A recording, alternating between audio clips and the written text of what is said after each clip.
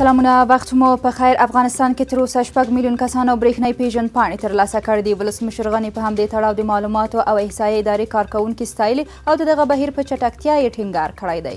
له ننګرهار څخه د طالبانو په لیکو کې د وژل شویو 29 پاکستانیانو جسدونه د سرې میاشتې د لارې یاد هیواد ته لیږدول شوي.